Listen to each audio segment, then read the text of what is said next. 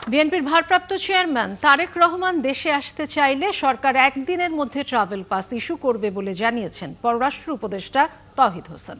তিনি বলেন, তারেক রহমানের দেশে ফেরায় কোনো বাধা নেই। রোববার কূটনীতি বিষয়ক সাংবাদিকদের সংগঠন ডিকায় আয়োজিত এক আলোচনায় তিনি এসব কথা জানান। নাদিয়া শারমিনের প্রতিবেদন।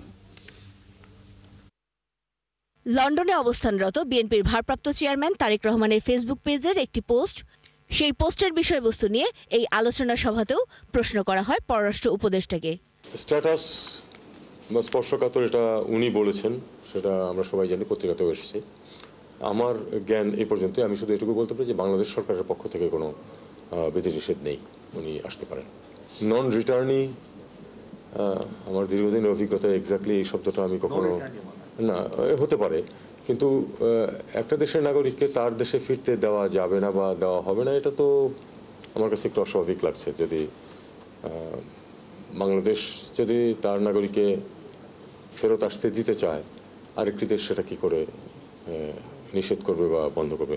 বিএনপি চেয়ারপারসন খালেদা জিয়াকে দেখার জন্য তার ছেলে দেশে ফিরতে চাইলে তার কূটনৈতিক প্রক্রিয়া সম্পর্কেও জানান উপদেষ্টা।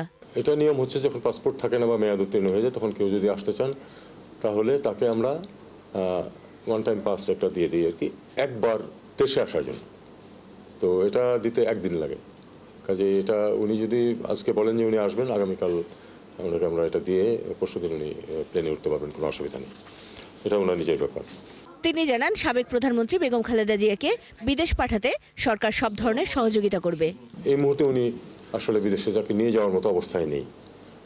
যদি একটু ইমপ্রুভ করে তাহলে নিয়ে যাওয়া হবে, সেজন্য বিভিন্ন অ্যারেঞ্জমেন্ট পার্টির পক্ষ থেকে করা হচ্ছে, আমরা সহায়তা করতেছি।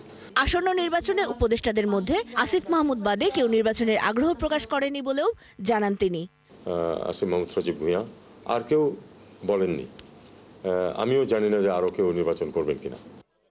নাদিয়া শারমিন, ৭১, ঢাকা।